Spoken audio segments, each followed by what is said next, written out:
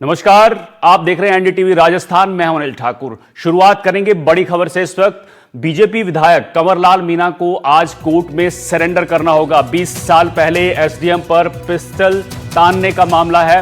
Case में निचली अदालत में 3 साल की सजा सुनाई गई थी, लेकिन बाद में वो उसके खिलाफ पहले राजस्थान हाई कोर्ट और बाद में सुप्रीम कोर्ट भी गए थे। दोनों ही कोर्ट ने निचली अदालत के फैसले को बरकरार रखा था। बड़ी खबर आपको बता रहे हैं, सुप्रीम कोर्ट ने उनको सरेंडर करने का निर्देश दिया है। कंवरलाल मीणा फिलहाल बारां जिले की अंता विधानसभा सीट से विधायक हैं। मीणा ने पहली बार झालावाड़ के मनोहरपुर विधानसभा सीट से विधायक बने थे। यह मामला उनके विधायक बनने से पहले का है। साल 2005 में खातोहेड़ी ग्राम पंचायत के उपसरपंच के चुनाव में पुनर्मतदान की मांग थी। इसी मांग को लेकर तत्कालीन चुनाव अधिकारी एसडीएम राव निवास पर पिस्टल तान दी गई थी। केस स्थानीय पुलिस थाने में दर्ज हुआ था। पुलिस ने जांच पूरी कर कोर्ट में चार्जशीट दाखिल कर दी थी। करीब 15 साल बाद अकलेरा की एडीजे कोर्ट ने दिसंबर 2020 में मीणा को दोषी मानते हुए 3 साल की सजा सुनाई थी। तो कंवरलाल मीणा बारां के अंता से बीजेपी विधायक हैं। सुप्रीम कोर्ट के आदेश के बाद उनको सरेंडर करना होगा। अगर सजा होती है 6 साल की तो फिर खतरे में उनकी विधायकी और चुनाव लड़ना। दूसरी बार विधायक बने हैं, मनोहर थाना से भी विधायक रह चुके हैं। एससी के आदेश के बाद सरेंडर करना होगा। 3 साल की सजा होती है तो विधायकी जा सकती है। रियाज खान हमारे संवाददाता सीधे इस खबर पर जुड़ गए हैं। रियाज, कंवरलाल मीणा को सरेंडर करना होगा, उनकी विधायकी भी खतरे में है। देखिए, 20 साल पुराना मामला है। जब खाताखेड़ी गांव के जो पंचायत का चुनाव था, उस चुनाव में दोबारा मतदान कराने की घोषणा को लेकर कंवरलाल मीणा, जो कि काफी आक्रामक शैली के नेता माने जाते हैं, उनके द्वारा जो तत्कालीन एसडीएम थे राम निवास, उनकी कन्वर्टिबल पिस्टल लगा दी गई थी। और सरकारी जो वीडियोग्राफर रिकॉर्डिंग कर रहा था, उसकी वीडियो कैसेट निकला कर उस वीडियो कैसेट को तोड़ दिया था। साथ ही उनके एसडीएम के साथ प्रशिक्षु आईएएस डॉक्टर प्रीतम बी यशवंत भी मौजूद थे। उनका भी कैमरा इन्होंने छीन लिया था। ये पूरा मामला उसी वक्त से न्यायालय के विचाराधीन था। इसमें बाद में ट्रायल कोर्ट मनोहर थाना जो है उसने कंवरलाल मीणा को 3 साल की सजा सुनाई थी, इनको दोषी माना था।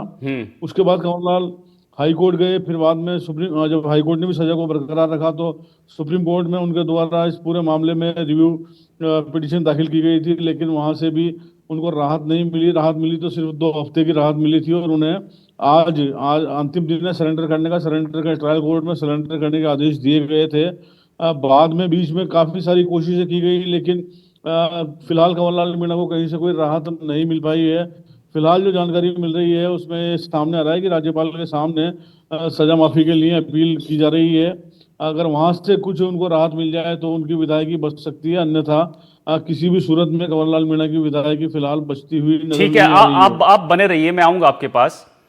बीजेपी विधायक कंवरलाल मीणा की विधायकी पर खतरा मंडराने लगा है। अगर 3 साल की सजा मिलती है तो विधायकी जा सकती है। विधानसभा अध्यक्ष ने कंवरलाल मीणा के मामले में राज्य के महाअधिवक्ता से कानूनी राय मांगी है। देवनानी ने कहा है कि राज्य के महाअधिवक्ता से कानून राय मिलते ही विधायक कंवरलाल की सदस्यता को लेकर फैसला होगा। नेता प्रतिपक्ष टीकाराम जूली ने विधानसभा अध्यक्ष देवनानी से मुलाकात की। विधायक की विधायकी खत्म करने को लेकर ज्ञापन भी सौंपा गया है।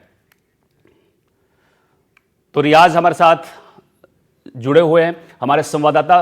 रियाज, देखिए, अब चाहे नेता प्रतिपक्ष हो चाहे विधानसभा अध्यक्ष हो, यहां पर अगर इनकी विधायकी खत्म होती है, उस पर विधानसभा अध्यक्ष की तरफ से राय भी ली जा रही है और ज्ञापन भी टीकाराम जूली की तरफ से सौंपा गया है। देखिए, फिलहाल जो भारतीय जनता पार्टी का एक खेमा है, विधायक कंवरलाल मीणा जो है इनको वसुंधरा राजे का काफी नजदीकी माना जाता है, क्योंकि झालावाड़ में इनकी राजनीति है। वसुंधरा राजे के साथ साथ इन्होंने राजनीति की है। तो भाजपा का एक खेमा जो है पूरी तरह से इनको बचाना में लगा हुआ है, पूरी तरह से प्रयास किए जा रहे हैं, लेकिन फिलहाल कोई सूरत नजर नहीं आ रही है कि इनकी विधायकी बच सके। क्योंकि लगातार विपक्ष भी जो है पूरे मामले को लेकर मुखर हो रहा है। ज्ञापन दिया गया है, जैसे स्पीकर को ज्ञापन सौंपा गया है। लगातार मांग की जा रही है कि कंवरलाल की विधायकी को खत्म किया जाए, उनके विरुद्ध कार्रवाई की जाए। अंत में एक ही बात निकलकर लगातार सामने आ रही है कि अब अगर कंवरलाल को राहत मिल सकती है तो वो राज्यपाल के यहाँ से ही मिल सकती है कि हम्म। अगर उनकी सजा 23 महीने की कर दी जाएगी तो ही उनकी विधायकी बच पाएगी, अन्यथा विधायकी बचना मुश्किल है। 24 महीने की सजा भी अगर होती है तो विधायकी नहीं बच पाएगी उनकी। जी अनिल। ठीक है, बहुत बहुत शुक्रिया आपका रियाज इस जानकारी के लिए। आगे बढ़ते हैं। डीग से बड़ी खबर आ रही है। आपको बता दें कि एसएचओ समेत 7 पुलिसकर्मियों पर एफआईआर दर्ज की गई है। गोपालगढ़ थाने के एसएचओ और पुलिसकर्मियों पर यह एफआईआर हुई है। कामा कोर्ट के आदेश के बाद एफआईआर दर्ज की गई है। बड़ी खबर आपको बता रहे हैं। कामा अतिरिक्त मुख्य न्यायिक मजिस्ट्रेट संख्या 2 का आदेश है। युवक का हाथ पैर तोड़ने के मामले को लेकर एफआईआर दर्ज की गई है। बड़ी खबर आपको बता रहे हैं डीग से, जहां एसएचओ समेत 7 पुलिसकर्मियों पर एफआईआर दर्ज हुई है। गोपालगढ़ थाने के एसएचओ और पुलिसकर्मियों पर एफआईआर दर्ज की गई है।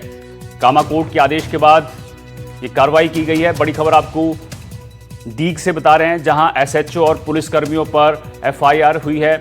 युवक का हाथ पैर तोड़ने के मामले को लेकर एफआईआर दर्ज की गई है। आगे बढ़ते हैं। दौसा जिले की महुआ पुलिस ने मिल्क फैक्ट्री से 1 करोड़ 20 लाख के देसी घी की अंतर्राज्यीय तस्करी का पर्दाफाश किया है। महुआ पुलिस ने तस्करी में शामिल अंतर्राज्यीय गैंग के 4 तस्करों को गिरफ्तार किया। पुलिस ने धौलपुर के ओम शंकर मिल्क फैक्ट्री से 18 टन देसी घी जब्त किया है। मामले में गिरफ्तार आरोपियों ने ट्रांसपोर्टर से मिली भगत कर तस्करी को अंजाम देते थे। पुलिस ने कोर्ट से आरोपियों का 24 मई तक रिमांड पर लिया है। दौसा एसपी ने कहा है कि 15 मई को एक शख्स ने महुआ थाने में मुकदमा दर्ज कराया था। शिकायत में Dauji milk food private limited Tikri Jafran से 11 मई को ट्रांसपोर्ट कंपनी टैंकर में घी लेकर अहमदनगर रवाना हुआ था, लेकिन तय वक्त पर माल नहीं पहुंचने पर चालक से संपर्क किया गया तो चालक ने ट्रक का एक्सीडेंट होने का हवाला दिया, जबकि टैंकर मालिक ने कोई सूचना नहीं दी, ना ही थाने में रिपोर्ट दर्ज कराई। टैंकर में भरा घी खुर्द-बुर्द कर दिया गया और चालक ने एक्सीडेंट की काल्पनिक कहानी गढ़ी। महुआ पुलिस की जांच में धोखाधड़ी की बात सामने आई है। पुलिस ने राजस्थान और एमपी में सीसीटीवी फुटेज के आधार पर जांच कर कड़ी से कड़ी जोड़कर पूरी तस्करी का खुलासा किया है। दिनांक 15/5/2025 को Dauji milk food private limited ग्राम टीकरी जाफरान के प्रबंधक अशोक कुमार द्वारा थाने पर एक रिपोर्ट दी थी कि हमारे द्वारा 21,850 केजी घी है वो महाराष्ट्र के लिए भिजवाया गया था, जिसकी अमूमन कीमत लगभग 1 करोड़ 20 लाख रुपए थी। इसका 18,000 केजी घी है वो धौलपुर की एक फैक्ट्री से बरामद किया जा चुका है। इसमें 4 मुलजिम संजय मालवीय, योगेंद्र देव पांडे एवं रोहित प्रजापति एवं पवन बघेल को गिरफ्तार किया जा चुका है, जिसकी संपूर्ण कार्रवाई में कांस्टेबल भागीरथ की विशेष भूमिका रही है। आगे बढ़ते हैं। चित्तौड़गढ़ सरस डेयरी में एक बार फिर उठापटक देखने को मिल रही है। डेयरी चेयरमैन बद्रीलाल जाट जगपुरा ने सहकारिता मंत्री गौतम दत्त और डेयरी एमडी प्रमोद चारण पर डेयरी में भ्रष्टाचार को बढ़ावा देने जैसे गंभीर आरोप लगाए हैं। उन्होंने कहा कि इसी के चलते अब तक 7 एमडी इस डेयरी में बदले जा चुके हैं। उन्होंने कहा कि वर्तमान एमडी प्रमोद चारण ने भ्रष्टाचार की सारी हदों को पार करके चित्तौड़गढ़ डेयरी को लाखों रुपए के नुकसान में धकेल दिया है। उन्होंने कहा कि एमपी की जनता को गोल्ड दूध 56 रुपए में दिया जा रहा है, जबकि चित्तौड़गढ़ की जनता को गोल्ड दूध 62 रुपए लीटर में दिया जा रहा है। सभी एमडी इसलिए चेंज हो रहे हैं कि उनके निर्देशानुसार अच्छा बुरा जैसा भी हो वो कहे वैसा काम होना चाहिए। संघ के हित में कोई फैसला हो जिसमें बोर्ड यहाँ बैठा है। संघ का मुख्य बॉडी बोर्ड है, लेकिन बोर्ड को दरकिनार करके विगत जब से बीजेपी गवर्नमेंट आई एक भी बोर्ड की मीटिंग नहीं बुलाई गई और सारे फैसले एमडी अपने स्तर पर ले रहे हैं, जो कि बिल्कुल ही अनुचित है। इस सहकारिता कानून के तहत हर 3 महीने में बोर्ड मीटिंग होना अनिवार्य है और बोर्ड का नफा नुकसान लेखा जोखा या क्या प्रगति करनी है सारा बोर्ड को संज्ञान में लाके और उनसे अनुमोदन कराने के बाद में काम किया जाता है। चलिए आगे बढ़ते हैं। झालावाड़ से आपको बड़ी खबर बताते हैं। शादी के 3 दिन बाद ही मंदिर में दर्शन कर वापस लौट रहे दंपति की सड़क हादसे में मौत हो गई। दंपति की बाइक को अज्ञात वाहन ने टक्कर मार दी। टक्कर इतनी जोरदार थी कि दंपति और एक बच्चा उछलकर सड़क पर गिरे। बाइक घिसटती रही और 20 फीट दूरी तक चली गई। डिवाइडर से टकराने के बाद उसमें आग लग गई। बच्चे और महिला की मौके पर ही मौत हो गई, जबकि युवक ने प्राइवेट अस्पताल में इलाज के दौरान दम तोड़ दिया। हादसा इतना भयावह था कि बाइक चकनाचूर हो गई और तीनों सवार दूर दूर तक सड़क पर जा गिरे। हादसे के बाद बाइक में भी आग लग गई। तस्वीरें आप देख सकते हैं किस तरह से हादसे के बाद जो है बाइक में आग लगी है।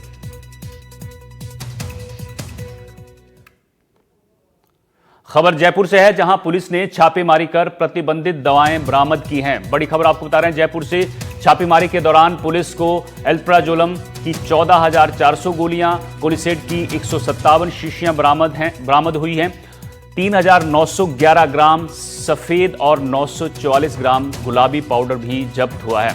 पुलिस के मुताबिक पुलिस कंट्रोल रूम को नशीली दवाओं के अवैध कारोबार की सूचना मिली थी। गोदाम को किराए पर दिया गया था। छापेमारी के दौरान पुलिस को एक बैग में कुछ प्लास्टिक के डिब्बों में पाउडर जैसा भरा हुआ मिला। 2 कार्टन शीशियों से भरे रखे हुए थे। पुलिस को दबिश में बैग और कट्टों में कोलिशेट शीशियां, एल्प्राजोलम गोलियां और पाउडर मिला। सोडाला थाना पुलिस और औषधि विभाग की यह संयुक्त कार्रवाई हुई है। उधर धौलपुर जिले की राजाखेड़ा थाना पुलिस को बड़ी सफलता मिली है। पुलिस ने जानलेवा हमले के एक मामले में फरार चल रहे 2 आरोपियों को गिरफ्तार किया है। दरअसल 2 से 3 लोगों ने मोटरसाइकिलों पर सवार होकर आकर हथियारों से फायर किए। घटना के बाद आरोपी मोटरसाइकिलों पर सवार होकर भाग गए। पुलिस ने बताया कि मामले में 28 साल के ध्रुव और 34 साल के भीकम सिंह को गिरफ्तार किया गया है। ट्यूबवेल है, वहाँ पे मैं मेरे दोस्त संजय सिसोदिया वगैरह हम दाल बाटी की पार्टी वहाँ पर कर रहे थे। तो इसके बाद में वहाँ पे भीकम सिंह उर्फ दाऊजी ठाकुर है घड़ी आछीलाल का, एक ध्रुव सिंह उर्फ घंटोली ठाकुर है धारापुरा का, और एक माधव सिंह है घड़ी करीबपुर का। ये तीनों बाइक पे आए और किसी बात को लेकर के वहाँ पे इनके मध्य में झगड़ा हो गया।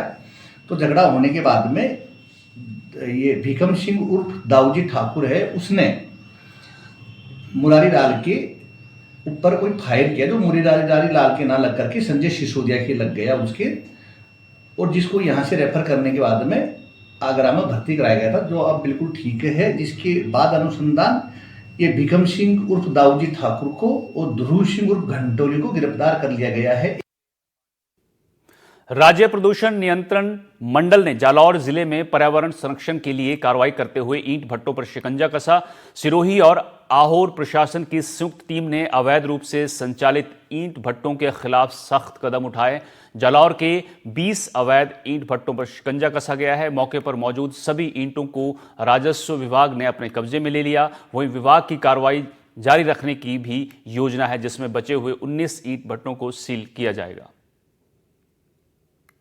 एक ईंट भट्टा जो कि रायतल में स्थित है उसको सील किया गया है। क्षेत्रीय कार्यालय द्वारा दिसंबर 2024 के अंदर जालौर जिले में स्थित कुल 20 ईंट भट्टे जो कि अवैधानिक तरीके से चल रहे थे, जिसके पास पोल्यूशन कंट्रोल बोर्ड का स्थापना व संचालन सम्मति नहीं थी, उसके बावजूद भी वो संचालित हो रहे थे। तो क्षेत्रीय कार्यालय द्वारा इसका निरीक्षण किया गया। निरीक्षण के पश्चात शोकोज, फाइनल शोकोज और रिमाइंडर नोटिस भी दिए गए, लेकिन उसकी पालना सुनिश्चित नहीं किए जाने के कारण उनका जो बंद कराने का जो आदेश है वो क्षेत्रीय कार्यालय द्वारा 20 दिसंबर के आसपास 2024 में जारी कर दिया गया था। तो उसके बाद में इसका क्षेत्रीय कार्यालय द्वारा जिला कलेक्टर महोदय को फरवरी के अंदर एक पत्र प्रेषित किया गया, जिसमें ये निवेदन किया गया था कि आप संबंधित उपखंड अधिकारी को निर्देशित करें कि वह पोल्यूशन कंट्रोल बोर्ड के साथ मिलकर सभी जो ईंट भट्टे इलीगल तरीके से चल रहे हैं उनको बंद करावें। आरबीएम अस्पताल में हाल ही में कई अजीबोगरीब मामले सामने आए हैं। कहीं शराब पार्टी, कहीं बाथरूम में एक शख्स का शव मिलना, तो कहीं बुजुर्ग महिला द्वारा वार्ड में धूम्रपान के बाद आग लगना। अस्पताल में इन मामलों का होना और बड़ी बात है, वही इन मामलों के मिलने के बाद हॉस्पिटल प्रशासन पर कई सवाल खड़े हो रहे हैं। लेकिन ताज्जुब की बात यह है कि जांच में तीनों मामलों में किसी भी कर्मचारी को दोषी नहीं पाया गया है। जगन्नाथ पहाड़िया मेडिकल कॉलेज के प्राचार्य से जब तीनों घटनाओं की जांच के बारे में पूछा गया तो उन्होंने टाल मटोल करते हुए मामला टाल दिया। राजस्थान में तमाम बड़े अस्पताल हैं, उन्हीं में से एक है आरबीएम, जो भरतपुर में स्थित है। अगर आरबीएम अस्पताल की बात की जाए तो पिछले 6 माह में 3 अजीबोगरीब मामले सामने आए हैं।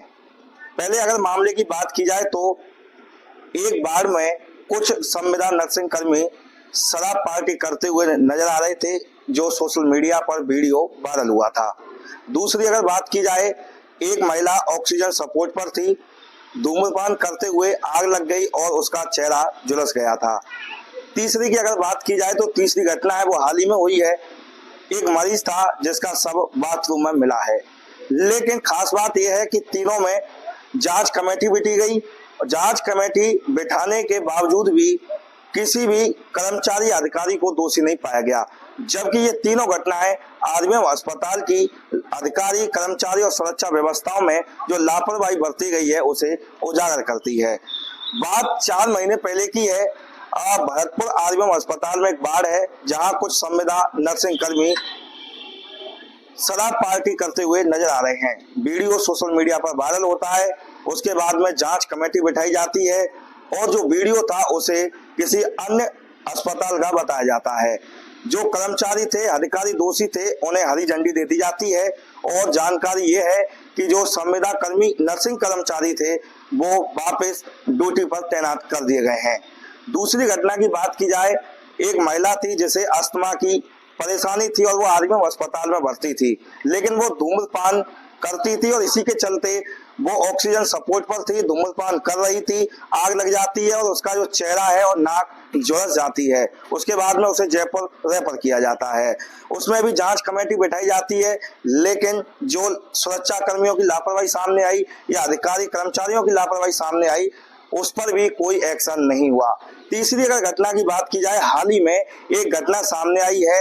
एक मरीज था जिसका शव बाथरूम में मिला है। वो बुद्धिराम था, नदिया मोहल्ला का निवासी था। उनके परिजनों ने आरबीएम अस्पताल के प्रशासन पर लापरवाही के आरोप लगाए हैं। आगे चर्चा की जाएगी, लेकिन खास बात यह है कि ये तीनों मामलों में किसी भी व्यक्ति को दोषी नहीं पाया गया है और सभी को हरी झंडी दे दी गई है। लेकिन कहीं न कहीं ये एक सवालिया निशान एक छोड़ती है या सवालिया निशान उठाती है कि इतनी बड़ी जो 3 घटनाएं हुई हैं, कहीं न कहीं अधिकारी कर्मचारी इनकी सबसे बड़ी लापरवाही है। लेकिन जिस तरह से कमेटी गठित की गई, कमेटी के द्वारा किसी को भी दोषी नहीं पाया गया है। भरतपुर से एनडीटीवी के लिए ललितेश कुशवाहा। चलिए आगे बढ़ते हैं। सीकर से आपको खबर बताते हैं, जहां मंत्री झावर सिंह खर्रा ने मंगलवार को 9 करोड़ से ज्यादा के 10 सड़क विकास कार्यों के शिलान्यास किया। कार्यक्रम में मुख्य अतिथि के रूप में यूडीएच मंत्री झावर सिंह खर्रा ने कहा कि सड़कों के निर्माण होने से आमजन को आवागमन की बेहतर सुविधाएं मिलेंगी। उन्होंने कहा कि राज्य सरकार सड़कों के विकास कार्यों के लिए सदैव तत्पर है। साथ ही उन्होंने बताया कि स्वीकृत कार्यों को 4 महीने में पूरा करने का प्रयास किया जाएगा।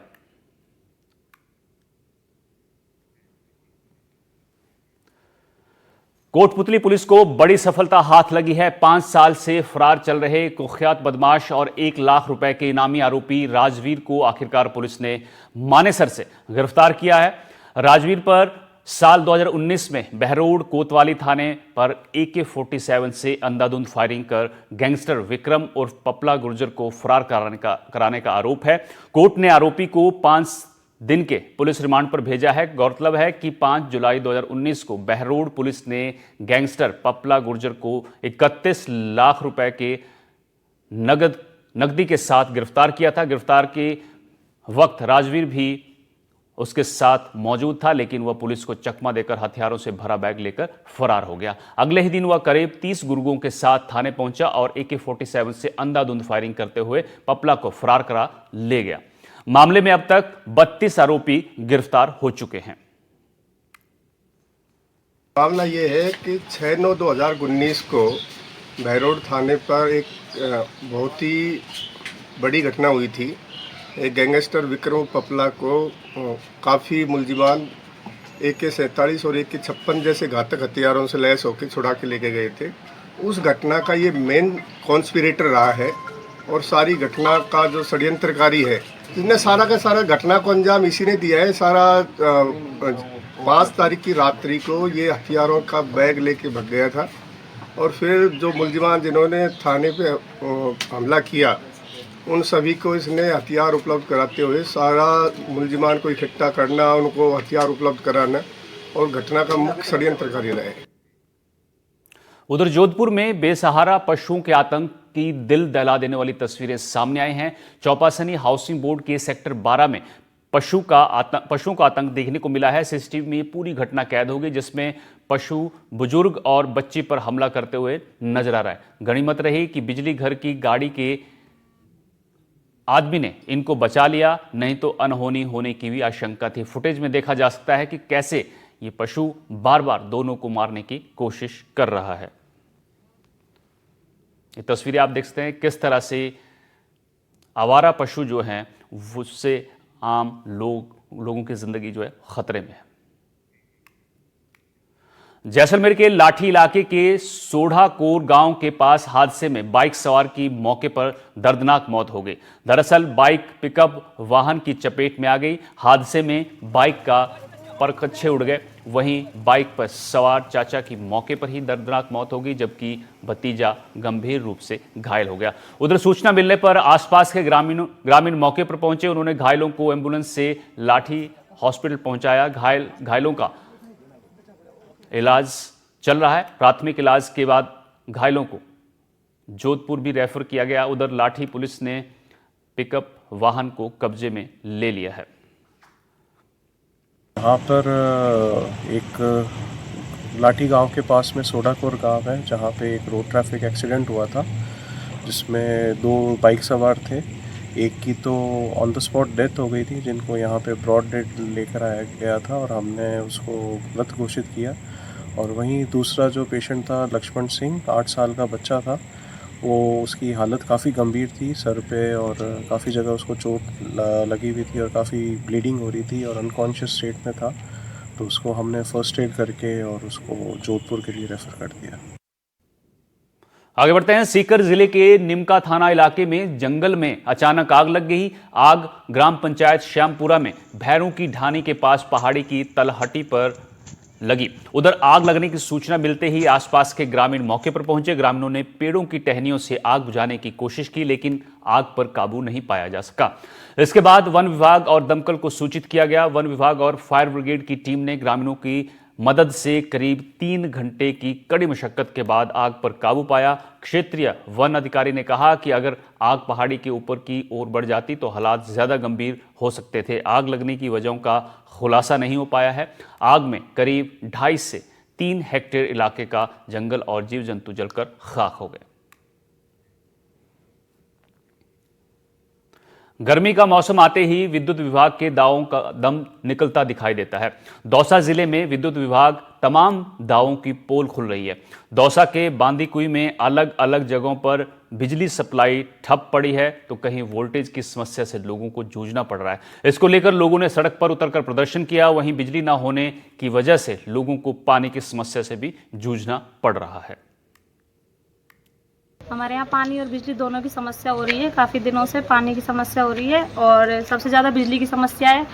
इतनी ज़्यादा गर्मी पड़ रही है, उसके बावजूद यहाँ बिजली समय पर नहीं मिल रही है। बच्चों को, बड़े बूढ़ों को, सभी को परेशानी हो रही है।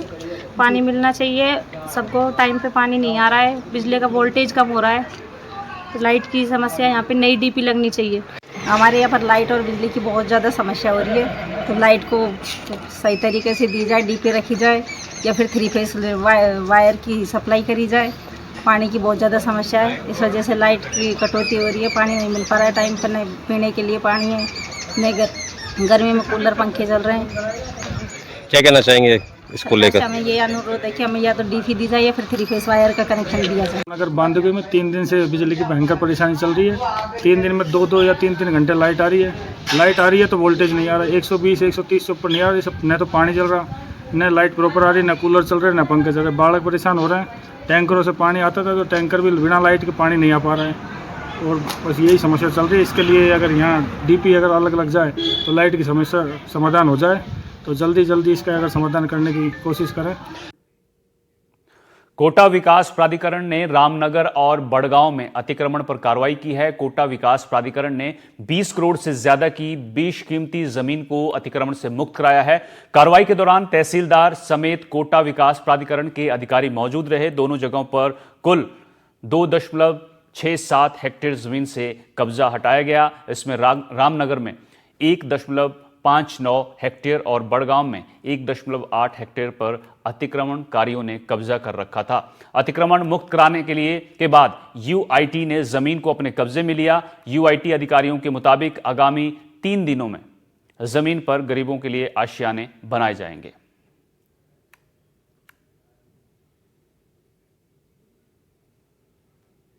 उधर अजमेर के नसीराबाद में अज्ञात वाहन ने युवक को टक्कर मार दी। हादसे में युवक की मौत हो गई। वहीं गुस्साए ग्रामीणों ने NH 48 पर जाम लगा दिया। ग्रामीणों ने मृतक के परिजनों को 50 लाख का मुआवजा देने समेत स्थानीय होटल संचालक पर कार्रवाई की मांग की है। उधर जाम से करीब 5 किलोमीटर तक वाहनों की कतारें देखी गई। हालात पर काबू पाने के लिए मौके पर 2 थानों का पुलिस जाब्ता तैनात किया गया। वहीं प्रशासनिक अधिकारी मौके पर ग्रामीणों से समझाइश में जुटे थे।